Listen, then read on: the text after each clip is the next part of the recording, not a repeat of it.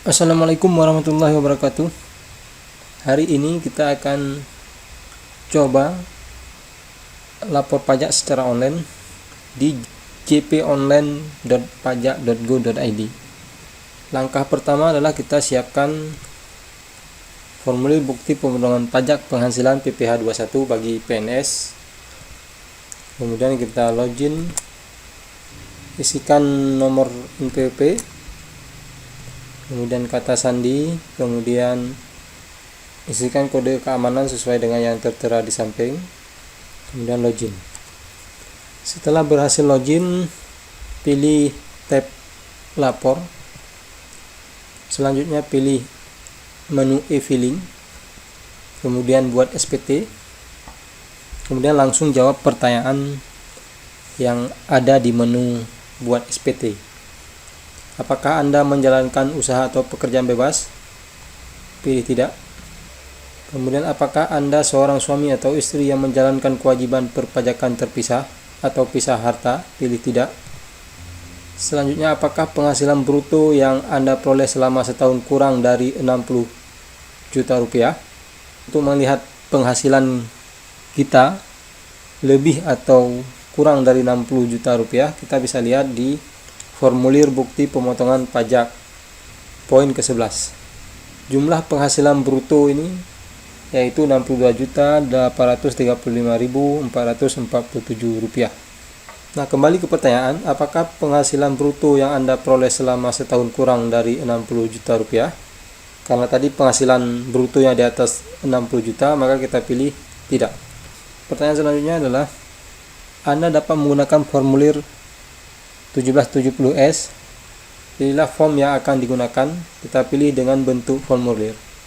Kemudian klik tab SPT 1770S dengan formulir.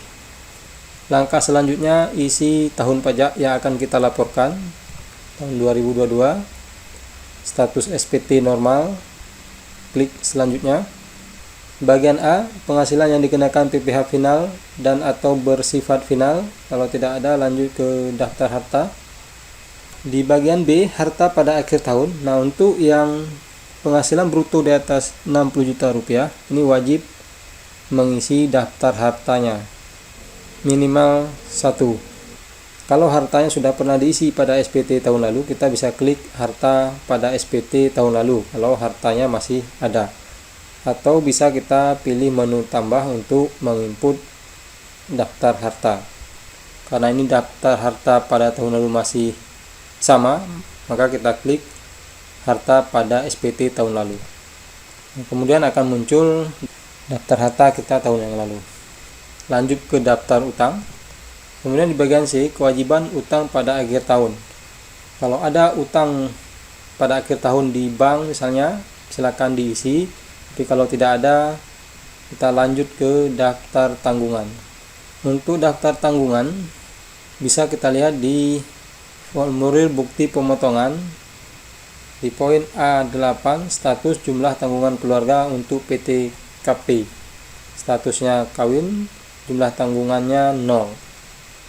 Kalau ada daftar susunan anggota keluarga yang menjadi tanggungan kita, maka kita klik tanda tambah untuk menginput data keluarga yang menjadi tanggungan. Karena ini tidak ada tanggungan anggota keluarga, maka kita klik selanjutnya. Nah, muncul lampiran 1 di bagian A, penghasilan neto dalam negeri lainnya, tidak termasuk penghasilan dikenakan PPh final dan atau bersifat final. Ini kalau tidak ada, kita lanjut ke B. Bagian B, penghasilan yang tidak termasuk objek pajak. Kalau tidak ada, kita lanjut ke bukti potong. Bagian C, daftar pemotongan, pemungutan PPh oleh pihak lain dan PPh yang ditanggung pemerintah. Klik tambah. Jenis pajak pilih PPh 21. NPWP pemotong, isikan NPWP bendahara dinas atau unit kerja. Setelah diisi NPWP pemotong, maka nama pemotong akan muncul secara otomatis. Kemudian isi nomor bukti pemotongan. Di sini bukti pemotongannya 002. Tanggal bukti pemotongan kita lihat bukti pemotongan tanggal 30 Desember 2022. Kita isikan tanggal 30 Desember 2022. Jumlah PPh yang dipotong atau dipungut bisa kita lihat di formulir di poin 23.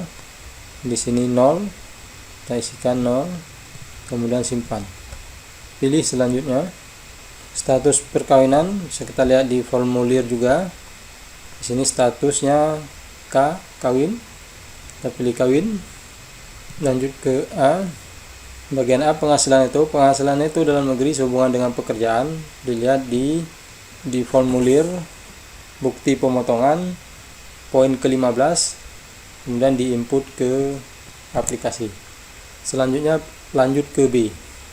Penghasilan tidak kena pajak, jumlah tanggungan ini akan muncul otomatis. Status kawin, tanggungan 0, jumlahnya 58.500.000 sesuai dengan di formulir poin ke-18.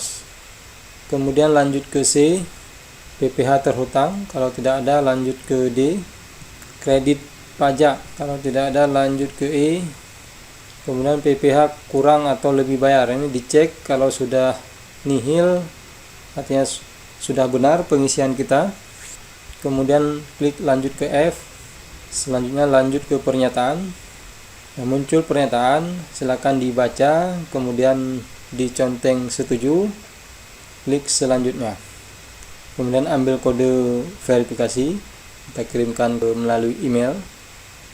Kemudian cek kode verifikasinya di email yang tercatat di profil pajak, dan masukkan kode verifikasi yang dikirimkan ke email tadi.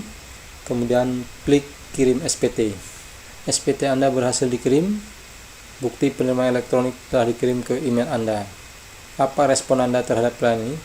Kita klik puas.